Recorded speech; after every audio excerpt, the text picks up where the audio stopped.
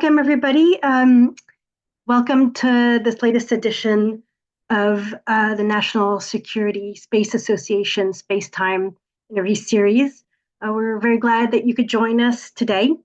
My name is Leonor Tomero, and I'm honored to serve on NSSA's Education and Workforce Development program at which actually Mandy Vaughn, our guest today, started, and this was an initiative of Steve Jakes, and Mandy was the inaugural chair and spent several years starting the program, and so it's really an honor to continue to develop those programs, and we're especially focused on scholarships and promoting closer partnerships for workforce development and exchanges between industry, government.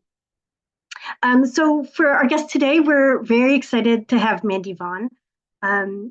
Mandy is chair of the subcommittee on STEM education, diversity and inclusion, and outreach for the National Space Council's Users Advisory Group. And so we're really excited to talk to her today about the priority for her subcommittee and the National Space Council. But just a little bit about Mandy before we begin. Mandy Vaughn is the CEO and founder of GXO, and she's also the operating partner at Embedded Ventures. And she's one of the most innovative and influential leaders in the space industry. And I really want to foot stomp especially on promoting education and early workforce development, which is really so crucial for space and the future space, especially at an important and exciting time. She founded GXO in 2021, and she leads the company in supporting new commercial space ventures to navigate the startup environment and deliver capabilities and missions for both government and commercial customers. Before founding GXO, Mandy worked at Virgin Orbit on the Launcher One program. And she also served as CEO of Vox Space, which was a Virgin Orbit subsidiary, focusing on national security launch. And this is where I first had the pleasure of meeting Mandy when I was on the House Armed Services Committee. I'm working together with her. And additionally, Mandy has worked at General Dynamics Mission Systems, and she also served as an active duty officer. She has a BS in mechanical engineering and an MS in aeronautics degree both from MIT. So just quickly before I turn it over to Mandy, just a structure on the discussion. If you haven't joined us previously for the SpaceTime interview, Mandy will offer a few opening remarks, and we've got slides today as well to facilitate that discussion. And then we'll turn to Q&A. I'll start off with a few questions, but we really encourage audience participation. So please input any questions you have as we go in the Q&A button. So again, we're really very excited to talk about space education and early workforce development. Again, it's such an exciting time. I think folks are so excited about space now here in the United States and the world. It's a really inspiring time. So over to you, Mandy. Thank you.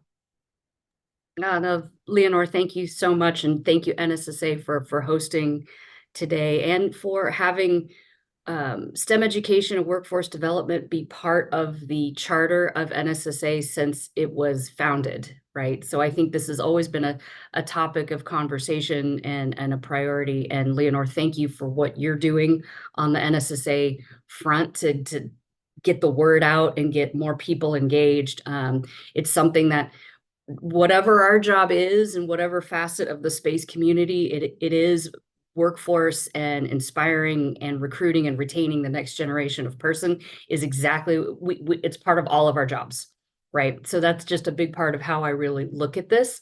So I've got just a handful of charts here today to walk you through just who the subcommittee is, what our areas of priority have been, just a quick summary of what we recommended as we took things forward to the Space Council. And again, really the point here is not to regurgitate what you can see in UAG meeting minutes or what have you, but just to tee up and highlight some of the larger um, areas of emphasis and activity kind of going on in the community, and some fun topics that have come up that we find really engaging, and where can you all get engaged.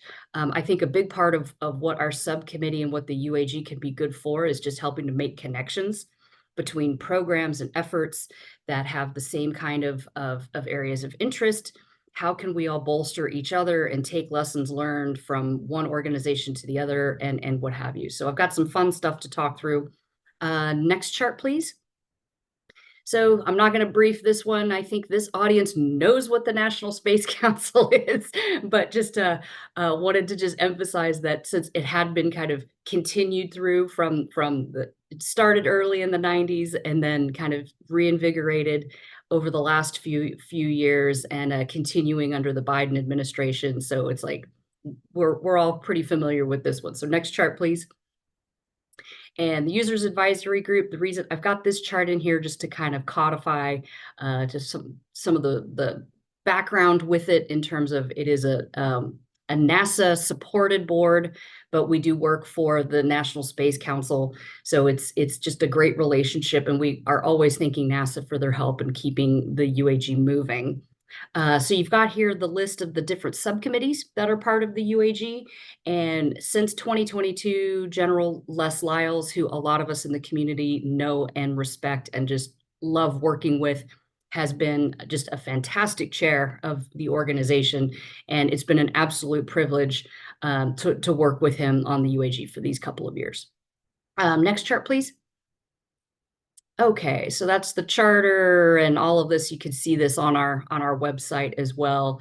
The only thing I'll kind of emphasize here, just in terms of where they ask for areas of focus, if you look at the bottom part of the chart, you see a lot of things in there about building a workforce, promoting STEM opportunities for students and professionals. So it's just right at the very top level of what the UAG is for and why we exist, is about STEM education, outreach, and workforce. So it's a foundational part of what the UAG is supposed to focus on.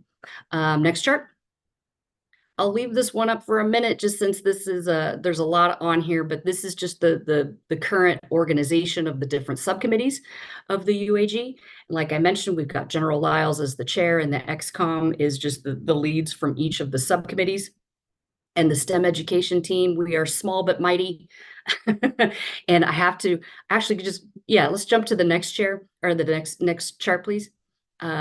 I think I have a team picture coming up in here. So this was the first kickoff of this iteration of the UAG, if you will, back in February, where we heard from Rich Dalbello and General D.T. Thompson, and from NASA as well, just in terms of being able, how do we frame a lot of the guiding principles and priorities and longer term vision and areas to focus on for the UAG over these last couple of years. So again, thank you to everyone within the space community, the NASA, the national security side for both the NRO and the Space Force, and Department of Commerce for kind of this ongoing continued discussion that we've had in terms of framing a lot of these kind of pertinent space issues.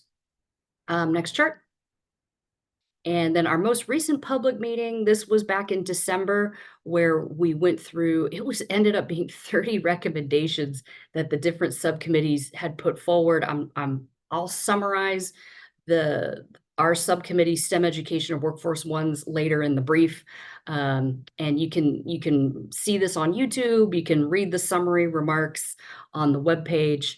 And behind the scenes, a lot of these recommendations had gone through the various interagency processes to get some feedback. Where are things already kind of underway? Where do different agencies need some more information on some of the recommendations? and where can we pick some things up for action. So behind the scenes, there's been a lot of activity on this. So no, go ahead, that's good. So one thing that we've always looked at from, again, just kind of starting to zoom in just on our subcommittee, what are our kind of guiding light, if you will. So our threefold mission for the subcommittee in this UAG, the first is, okay, so the White House early in the Biden administration rolled out their general STEM and workforce strategy, which is inspire, prepare, employ.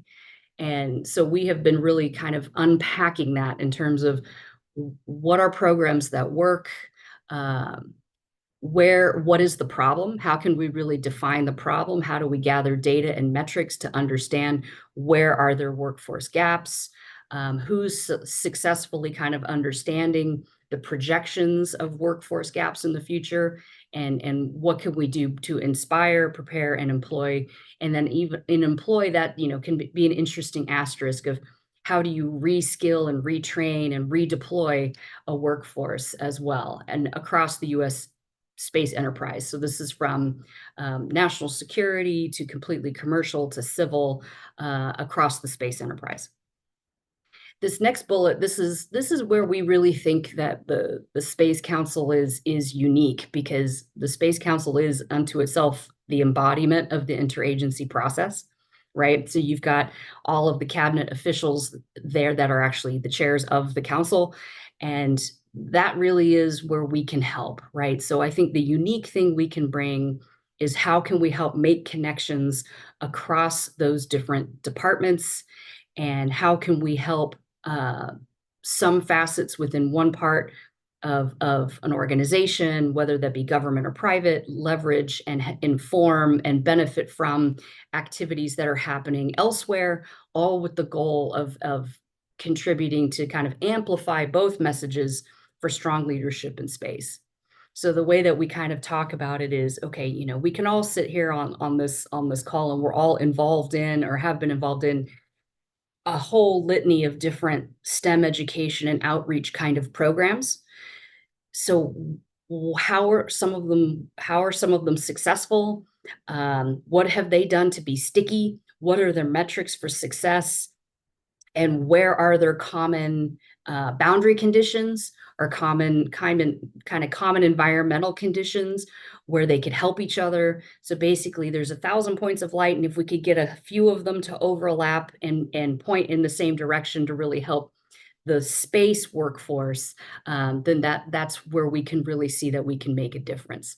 And then this last one is really always a reminder for us too, as individuals, but how can we bring space to Earth for our communities, right? So how can we help amplify the message and the importance of what space is to our day jobs, whether it be working in the national security or the commercial side, government or industry, and just a broader message too. So we'll come back to that broader message here in terms of some of our ongoing activities.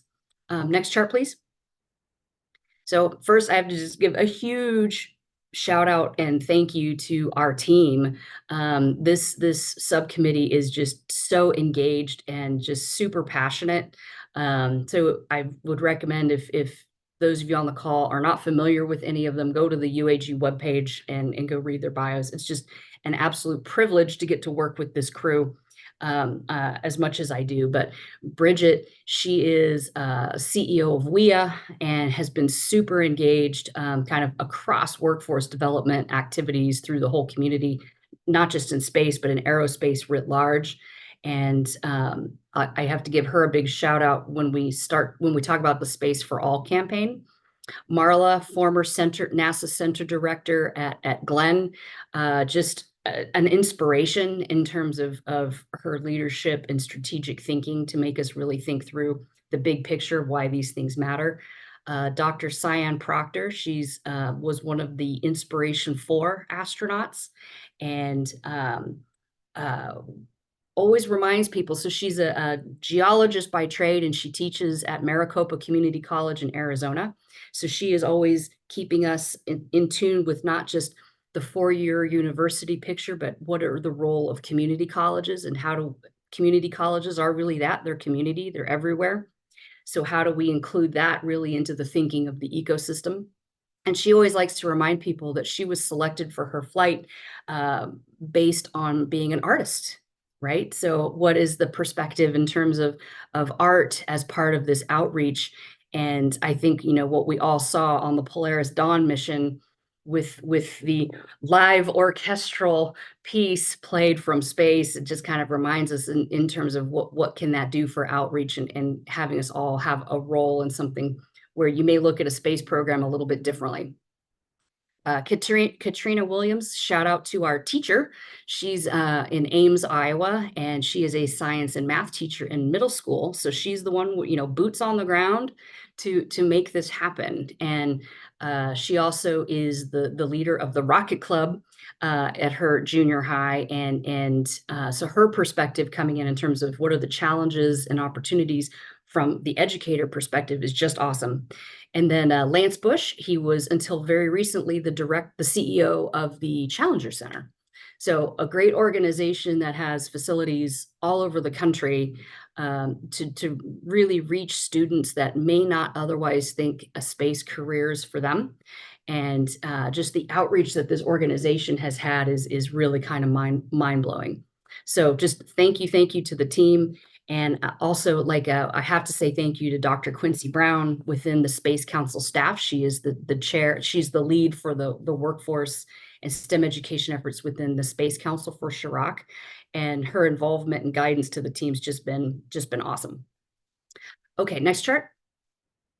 Okay, so let's see. Briefings received. So over the 2.5, 3 years here, we've heard from all kinds of programs, both big and little, government and private, companies, other government entities, in terms of trying to get our head around, again, how do we collect the data? Who has the data?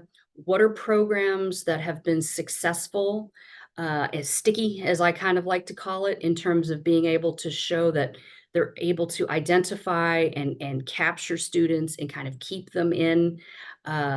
We've had many discussions about the defense industrial base specifically, and how the Venn diagram between what is a defense industrial base issue and the space industrial base, and how does that overlap into both the government and the industry side, and how does that impact, and what's the impact of that on a cleared workforce.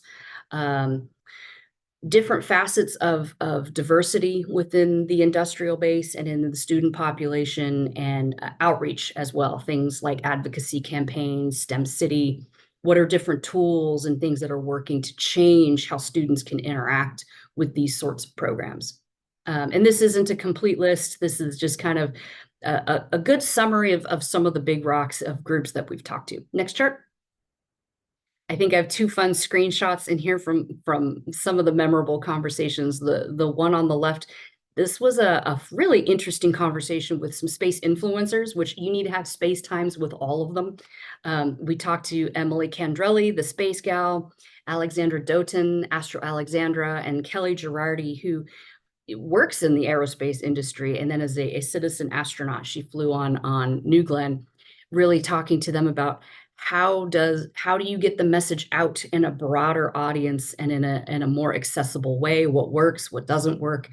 And then on the right hand side here, this is some familiar faces to those in the space community, but we wanted to talk to some of the fellowships that we know are pretty strong within the community, and how do they work? How do they identify students? What are some elements of success to have the cohort of students stay in the industry? So you can see Will Pomerantz and Lori Garver, and we were also joined on that call by Sarisha Bandla and Karina Perez Garcia from the Z Factor Fellowship. So again, just trying to understand where are some groups that have had kind of, I'd say, incredibly outsized impact, and how do we emulate some of those measures of success? Next chart. Okay, so the emerging themes and this is a summary basically I took all the charts from the December meeting and squished it into one here, but the emerging themes that we came up with, the first is in terms of the Inspire, Prepare, Employ White House guidance. Inspiration is a really interesting one in terms that it's a dichotomy. It is both super broad and hyper local, right? And it has the power of both of those at the same time is really interesting. So from the big super broad inspirational thing, the Artemis astronauts, the space station, Polaris Dawn, Inspiration 4, just the James Webb Telescope, these big, amazing, audacious goals are just absolutely awe-inspiring, and they get the word out. They're just amazing. But then the flip side is this hyper local element of saying, okay, I can see these astronauts on this mission, but can you see me in that role, right? What's the role for what can a kid in my city or from my school actually go do? So we had a lot of conversations about the ecosystem model and the verticality associated with those models, and at what point and in an educational program or what have you, do you have basically these touch points of intervention with both students and professionals in their professional jobs to be able to stay on track or reskill, or basically we don't want to lose them from the pipeline and from the workforce. So this was a really interesting kind of the bookends of the problem. The second is, and we're seeing this really seeping through the community too, but increasing the awareness that space is more than STEM. It is the skilled technical workforce. It is all the other disciplines, from lawyers, graphic artists, composers, and every discipline has a role, political science, policy, and there's a role for everybody, whatever your interest is in a space community job somewhere. So it's increasing the awareness of that. And then really near and dear to the NSSA's heart is, what is the underpinning of all of this with national security? So how do we ensure that we have an industrial base and a workforce that's ready to meet the challenges that we need to have the systems and the technology base to meet a conflict? How do we leverage the innovation and economic power that may reside in non-traditional parts of that industrial base? And how do they all get the workforce they need to do it? So this resulted in 4 recommendations that we formally submitted. One being about the Committee for STEM Education to reauthorize and formally have a STEM vision, expand the role of pilot programs that have started for a skilled technical workforce, but expand those pilot programs and coordinate with some of the STEM ecosystem models in terms of identifying the next pockets of awesome where the next round of programs might make the most impact to be deployed. Explore existing small business requirements, and both like things that are in the FAR or DFAR language, say, okay, if we're going to have a small business requirement that gets flowed through the FAR, maybe there's a refresh there to think about how do you link that STEM ecosystem model in those regional areas with those small business requirements. This one's pretty formative, but it was an area that we thought warranted some investigation and cleared workforce considerations. So conversations about the cleared workforce, what can government organizations do to make starting that process a little easier? How do you transfer clearances and the like? So that's kind of where we are in the movie. And let's see, next chart, please. Kind of already talked about this a little bit, but in terms of, there's much talk about commercial integration and how do we want to increase the amount of different participants in space programs, really from the national security sector, with the commercial space strategies that have come out and the like. And the workforce and STEM issues are near and dear to addressing that as well. So there's some conversation going on too in terms of what's the role of state, local, and federal economic models or systems or programs to enable success. What's the role of the company in making some of these decisions for locality? So kind of really, how do we measure the impact of how some of these pilot programs have gone, and projecting that into the future in terms of, okay, do we still have a gap? If so, where is it, or has it changed a little bit? So next chart. I think I have just a couple more fun ones. So in terms of other STEM engagement, this is one where I've got the website in here for the Space for All campaign. And again, thank you to Bridget and Dr. Brown at the Space Council and the Department of Education that's been really involved in this. So we're still kind of kicking this campaign off, and the intention here is getting space and the power of the space industry and the involvement in the space industry out into a much more mainstream audience. So what you can see here, this is Cyan Proctor from our team, and actually Leland Melvin with Bubba Wallace, a NASCAR driver who he had a couple races where he had a Space for All sticker on the back of his car. And it's like, we have a space sticker in a NASCAR race. This is pretty cool. And the panel up there that you see pictures of, that's of course Bubba Wallace. And then we have a filmmaker. She's from Amazon, and she was the director of the Space Cadet movie. In terms of why did she choose this to be a topic, how did she learn about space to think this could be a fun movie to make? And then Josh Dobbs, he's a quarterback for the 49ers, and he's actually an aerospace engineer. And he recently took a bunch of kids to space camp for a couple of days, and he's super passionate about this. But the point of these discussions and engagements is how do we get the message and the power and importance of space through those sorts of media channels?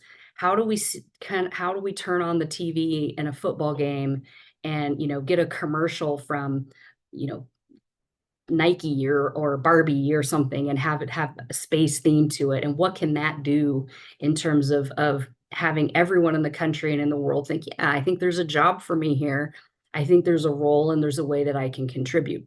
So we've got a couple other activities upcoming where we're going to explore that verticality a little bit out in LA and in Long Beach. And I think that was my last chart. So I think I'll pause there, and let's jump into questions. Oh yeah, so there's just our link to our website where you can learn about, you can see the charts and read some of the white papers that the group has put out, and solicit feedback as well. So I'll stop there, and Leonor, back over to you.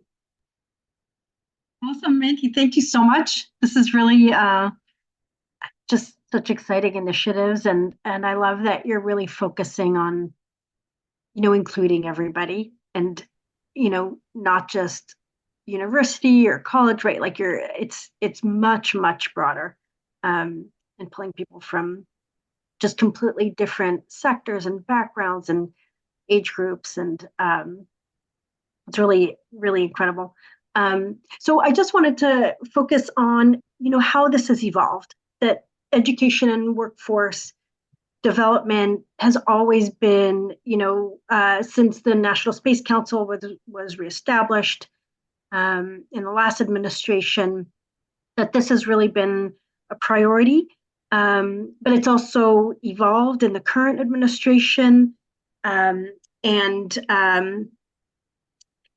I was, looking up at what the Space Council had done on workforce development in the past few years, reminded that VP Harris, who's, seems very focused on STEM, including women in STEM, announced, new commitments from government agencies, from private sector, educators, and this was in the philanthropic organization.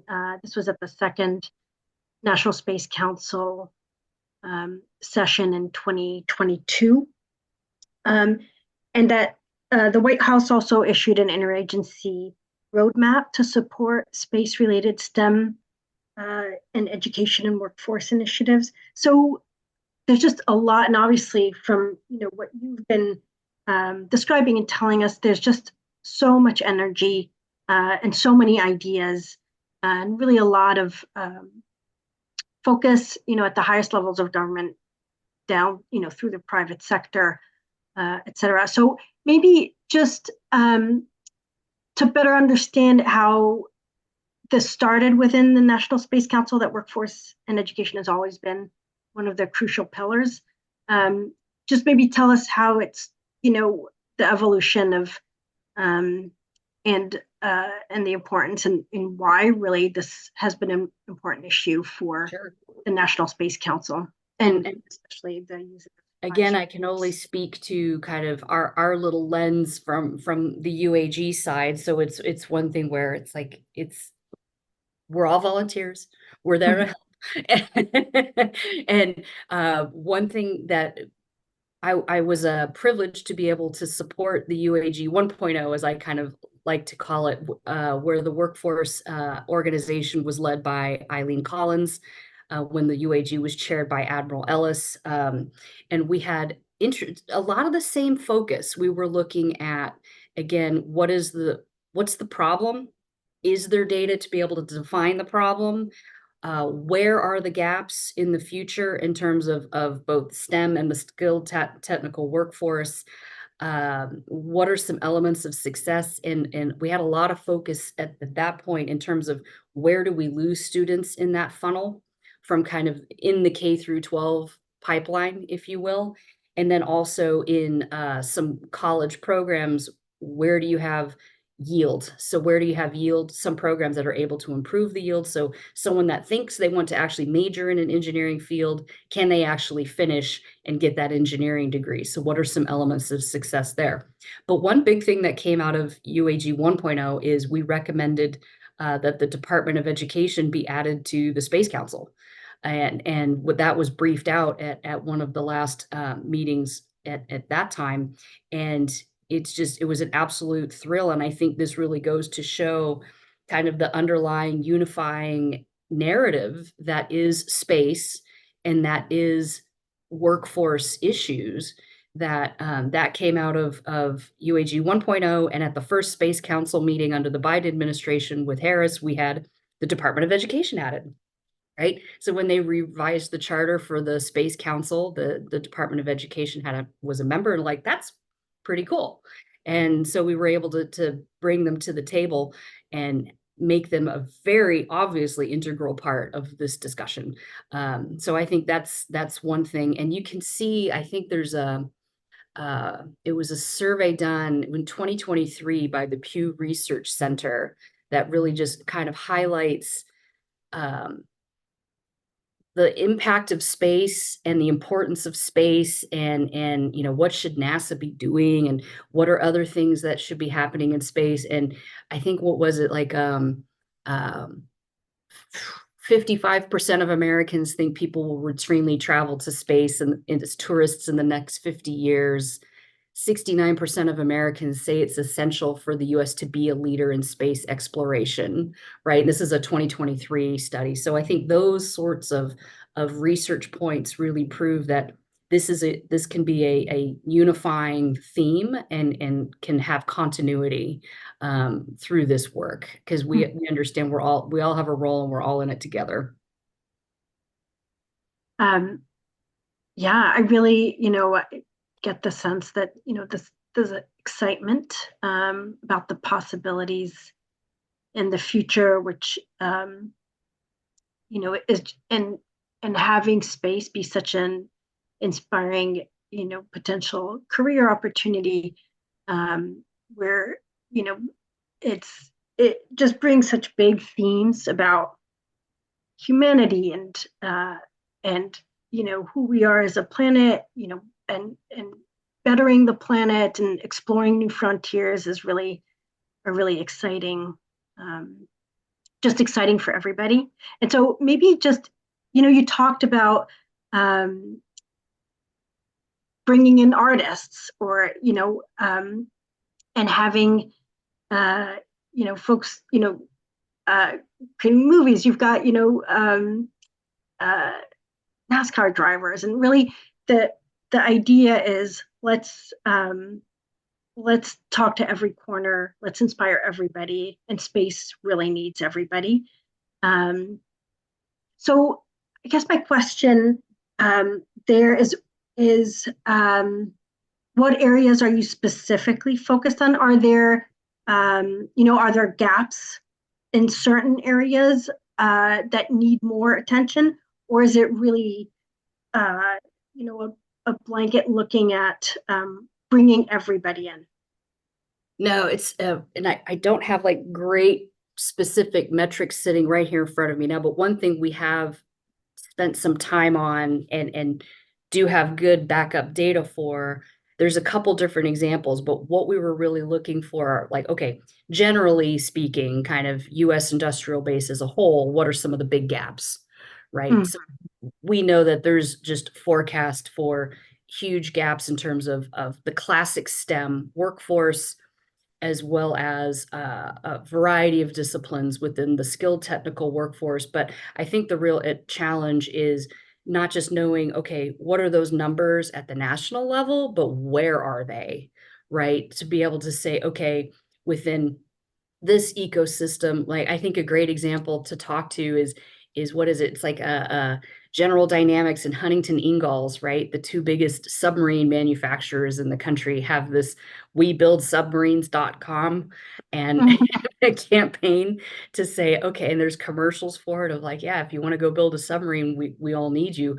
So it's how could we there are some bodies of work that exist on this, and it's way longer than we're going to get into in a SpaceTime interview, but that's a different answer for different geographic location, right? So then Yeah, the challenge yeah, is like, okay, for a different geographic location, what are some of the elements of success to say, okay, because we have a NASA center here, like Stennis in Mississippi, it's like, okay, what kind of expertise do we really need to foster in terms of accreditation of a workforce that is local-ish there, um, versus like in one of the regional pilot programs that I'm familiar with because it's home is the Southern California one where you've got Northrop Grumman and SpaceX, and you've got a lot of more of the hardware heavy building happening in that sector. So you've got you can kind of start to see the impact in terms of how have the local community colleges and the trade schools changed some of their curricula to be able to have good feeders into that more manufacturing like part of the industrial base. But then one thing that we started to see in that sector is like, okay, do we need to shore up more of the software engineering side to help feed those companies within that ecosystem? Because that's an area that didn't get as much immediate attention. So the challenge is to be able to say, okay, for each one of these ecosystems that are forming, how do we trace that data all the way up and down from that local level to that federal outlook, to the national outlook, right? And that's part of the challenge that we've seen throughout a lot of these discussions, because education systems are very hyper local, right? So how do you collect that data from a local school district that then Dr. Brown can kind of see as a good picture of where do we really have gaps. So that's been a really interesting part of our journey as to, okay, where are some of those pockets where we know we're collecting good data? NASA's got some really interesting models for what they're able to do because they're between their centers and then the outreach around those centers. So that's been an interesting model that we think could be emulated elsewhere.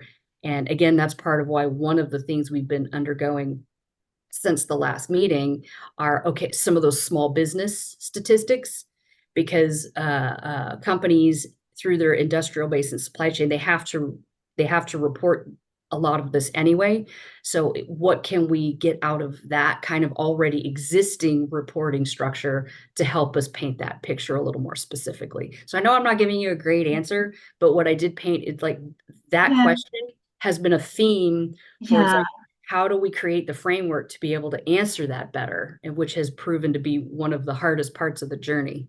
And I think you just bring out the nuance too, right? It also depends on where you are, what the opportunities are, what your Right. local educational institutions focus on. So that's really helpful. Um, there's a question in the Q&A. This is from Jeffrey Harris, and it's a little bit, I think, related to what we're talking about now. So I just wanted to jump into it and get your perspective. So Jeffrey asks, U.S. journalists and public rhetoric increasingly question the need for a college education when certificates and technical training might suffice. And so his question is, given the shortage of U.S. STEM graduates against market demand, how do we improve the narrative? I guess just first, is that your perspective as well? Like, what are your thoughts on that? That's an awesome question. And that's also, I think, it's one thing where I think the narrative, it has started to change a little bit. Jeff, I'd love to hear your feedback on this, but it is part of what our subcommittee has really tried to do is increase the discussion about the skilled technical workforce as well. Because yes, we do have a STEM and an engineering STEM degree shortage too, but we also know that not every student may want to take that route. But how can we get them into the workforce anyway, right? And we do have a skilled technical workforce shortage that's just as bad too. So I think it's been an interesting shift in the dialogue a little bit to say it's like we do have shortages in both sides, but both are critically important. And I think it would be powerful to have more students that maybe not be perfectly suited for the 4-year engineering degree program to go into the skilled technical workforce kind of programs or the other kind of pathways, right? So this is where like the community college discussions that we had were really, really interesting. So if you have a student that maybe isn't quite prepared for a 4-year university, how do you help make sure that the community colleges are really getting them the right basis to then decide, okay, now is it time for a 4-year degree? And that's the route that you're ready to take or that you decide you want to take. So basically what we've really kind of honed in on are the multiplicity of pathways and the ability to then also retrain too. So if you start one and it's like, well, this isn't quite for me or this isn't working out, how can we retrain somebody to still be within the space, industrial base and ecosystem and retrain rather than losing them completely? Especially, as there's really so many opportunities, right. At every level. I wanted to ask you, so you mentioned this in your in the slides, and I love that you call it space speech. And so given, you're talking about focusing on different areas and that your subcommittee for the user advisory group is doing a field trip and going to Los Angeles, and so engaging not only federal government, Space Force, but also engaging local leaders. And just could you tell us what you're planning and the purpose and why this focus? Yeah, no, I think, and I have to tip my hat to the Long Beach Economic Forum for coming up with that name of Space Beach, because it's like, I think it's great. It's fun. But no, what's better than space beach. That's true. That's true. And so the subcommittee, basically it's one where the aha moment I had was I had 2 days where I was supporting a couple activities. One was I went and spoke to some students that are part of a Space Beach camp. It was the first time they were doing this, and it's a cohort of 40 students that are in this kind of transitional phase. They're between 16 and about 24, and they don't really know what they don't know what they want to do. Are they going to go to college? Are they going to go to work? If so, where? And these were high performing students, but just kind of in this transitional state. And this was a 4-week program where they were introduced to a lot of the local space companies in the area and some of the local schools and what are the different programs to see which one fits for them. So part of the agenda is to say, it's like, okay, not just hearing from the verticality of that system, but to say, hearing from the local leadership, including the mayor, just in terms of what does he need for for his population to have access to these kinds of jobs and careers, and what is his perspective on the impact that these companies have within his local economy, what kind of feedback does he get from the companies in terms of what do they need, what would they like, what support do they have or not have, and then what is the impact of this set of companies moving into the local economy, and how has that changed the workforce within the city itself. So it'll be Mhm. fascinating to get his perspective on that.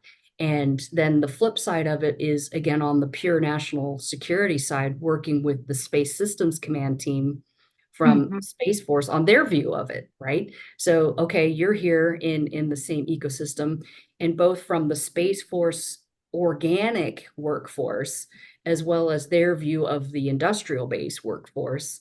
Um, what's working, what's not working, where do you have challenges? How do they see some of these outreach programs working or not working? And so I think it'll be just a fascinating way for us to kind of take a microscope all the way from the DoD perspective of the national security part of the problem through the state and the local level. And we'll hear from some of the students that participated in that program. What have they decided to do and why? And some of the companies that participate in these programs for the same reason. Where are they seeing benefits? What's working and what's not working? Mhm. Um, yeah, fascinating. And just, just thinking about leadership is really about building bridges. And so many efforts, are really fantastic, but very stovepiped. So it's just really interesting to me to, better understand how you're, creating bridges in a community, including in LA, for example, where they have, LA Space Force Base, but then, talking to the mayor and talking to local entities as Mhm. well. It's a really helping um, to bring space to the broad community. Right. Um, Yep, exactly. so just turning to a different question um, in the chat and focusing on how can folks get involved with younger children and help bring them and get them interested in space. And I'm just, you talked about the really awe-inspiring developments that are now front page almost every week. uh you know um for example, the Polaris Dawn and SpaceX really um bringing access to space, making lowering the cost of launch, ushering really the new space economy, given that space is a lot more accessible. There's the Artemis program. Um, and I also, recently served on the Commission on the Strategic Posture of the United States. And one of my fellow commissioners was General Hyten. And really one of the most, one of our memorable conversations was, he said he just really, he's leading, education and outreach initiatives for Blue Origin. And he just says, how much he loved, his favorite audience to talk to is, middle schoolers and to talk about space. And he goes and talks at the space camp in Huntsville. And so this sort of brings me to that question. And it's from Evelyn Jorgensen. And her question is, how can I get involved? I've spoken to children about careers in aerospace. Um, and, she says education and helping children has always been my passion. So, again, how can folks be involved? And I know First of all, you're doing a lot of work with educators and teachers oh as well. yeah. But the first thing, I'm just smiling thinking about how cool to be at Space Camp and have General Hyten come talk to you. That is Right? just really. Amazing. So I've had the privilege of giving the little career rah-rah to the campers there too. And I love Space Camp. It's an amazing program. But it's like, I'm just this space consultant. And then you get General Hyten in. It's like, oh man, that's cool. And thank you, General Hyten, if you're out there, for doing that. And in terms of Evelyn's question, so the two things that I would vector Evelyn and all the listeners here too. First is on the Space for All campaign, the webpage, and we can put that in the chat here. Mhm. There's organizations that are already kind of signing on, so you can I would just recommend like just go ping them, and that website has links to just a ton of other organizations. And then the other would be NASA. NASA's extensive outreach campaign, and they have a whole bunch of materials too. They have resources for educators, they have resources for people that just are maybe kind of want to kind of stand something up in their community from scratch. Deputy Administrator Mike Kincaid and his team, I have put together just an awesome set of resources. And then the other two, I would think, yeah, we can throw these out there too. And I guess, Leonor, one thing I could do, I can give you some links, and we can even just put them in the newsletter. The last Right. two fact sheets that came out of the White House, one was on, I pulled them up here to have, one is on STEM in general, not necessarily space, but it came out of OSTP, has some really interesting research or I'm sorry, programs and efforts kind of starting under that facet. And then the other is from April. This was one about call to action, bringing the benefits of space to communities across America. And the Space for All campaign was part of that, along with the Space Workforce Coalition and some other activities. So I would say start there. Because I think there's already a bunch of resources, and both the Space for All and the NASA resources have things that you can find things locally. Thank you. Perfect. We'll include and post those. Um, I just wanted to one more question for you, and I think this is really have worked in different sectors, focused on strategic deterrence, but it really strikes me that space is very unique in that there are so many. There's such a focused energy on supporting, empowering, bringing in the next generation, mentorships, fellowships, scholarships, and that this is really such an important area of focus. Whether in government, I think you're leading that, for the White House, but also in private sector industry. It's certainly important for us at NSSA as well. And that there's really incredible models. And I'm thinking of, bringing women and more folks, from diverse backgrounds into space. And just thinking about women in space, you're such an incredible model. We've, Lori Garver. And then, I've spent more time on the national security side. So just thinking about Space Force, you have General Armagno, General Deanna Burt. And so there are, and of course in the IC, Sue Gordon. So you really do have models of senior women in space, but then you also hear from students, well, it's still a hard path, right? That women or minority students are, they might be the only one in their space engineering class, or the only one in their rocket club. And so how do you see that? I think we've made a lot of progress, but there's a lot more to do. Yeah. And so what's your take?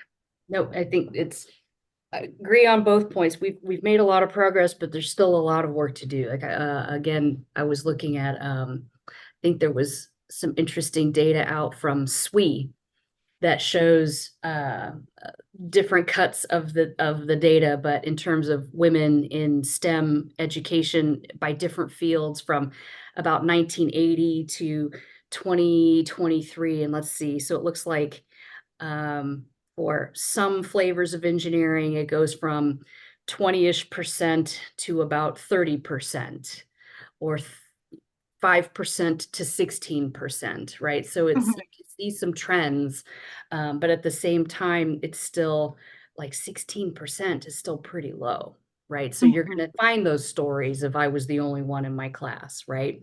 And so I think that goes back to the bookends of the inspire, to be able Mhm. to say, okay, so can Katrina's students in Ames, Iowa, see somebody that they can relate to that is in one of these jobs that they're like, I really want to do that. And I can see myself doing that. But then the flip side is to the hyper local on, then you need a Katrina to tell that student that, right? To say, yes, you actually can do this, whether it be the mechanical engineering major or going through a skilled technical workforce apprenticeship, right? So it really is the criticality of those two bookends. But to your point, it's like the numbers are showing there are some pockets of improvement, but Mhm. it's still so low that you're good. We're going to continue to have those experiences of I was the only one in my class. Mhm. So we're not done. Yeah, and it That's might take correct. time too, if it's a Right. cultural shift, but certainly, given the um, incredible developments and transformation in space, I think especially, over the last 10 years, whether, it's private sector, we're talking about the moon, we're talking about Mars, and I guess maybe, it'll, I mean, I'm impressed about, how many fellowships there are, and I know, uh, you know, uh, to attract different kinds of students, um, you know, trade school folks, STEM folks, but it might just take time as well. Right. So we have 2 minutes left, and I just want to maybe give you 30 seconds. Is there anything you want to say in closing? Oh man, this hour flew by. uh, so I think in closing, to tie it back to why NSSA, right? And so again, the different facets that we were trying to really explore and highlight are what does this mean for national security? And so I think Mhm. the obvious one is like, okay, we need to have people that want to work directly on the amazing systems that the Space Force and the NRO are designing and engineering and building and operating. But then the flip side is what is that whole ecosystem of the supply chain, and how do we get the tens of thousands of people that we need to actually build these amazing systems? But then, as we've seen from the national security sector, okay, the commercial space element associated with not just enabling but buttressing that capability increases this both pool of people and companies and geographic areas that can support these missions, to where this is a whole industrial base, techno-economic story, right? Of how do we want to attract the best into any flavor of space company, from the small little startup to the big prime or to putting on a uniform as a guardian. Um, we need them all, and they Mhm. all have a role that is foundational into that techno-economic discussion, right? So um, it's all of our, it's none of our jobs and it's all of our jobs, right? Mhm. Mhm. So I think Yeah. that's the part that's kind of the most exciting about it, and kind of every time I speak on this, just that's the call to action I try to leave people with. It's like, I know it's not your job if you're, the systems engineer on doohickey, but it's like, yeah, but it is, right? So Yeah. let's find something that's fun for you and to where you can help get that word out just a little bit. And I love that, I think it's very emblematic of space that it's people like you who are leading this, and Chirag Parikh, head of the National Space Council, where it's just fostering at every turn a culture of inclusivity and inclusiveness, and bringing new people in, and that no matter who you are, there's a place for you. and we'll find a place for you. Yep. Find a And place so for you. it's just a It's very really fun and cool. yeah, and it's just so welcoming, but also, it's just such an exciting time in terms of technology, innovation, um, again, breaking barriers, but it's, and from huge companies and government to little startups, and, everybody has a new idea and can get involved and, Yep. and help make this happen. But at the center of it, it's really the people in the workforce. So, so thank you for everything you're doing. And just wanted to thank you for having this discussion. I had such a great time. I wish we had another hour. Do this all But day. thank you, Mandy. And also wanted to thank all of you for joining us and for the great questions. Awesome. Thanks so much. Thanks, Leonor.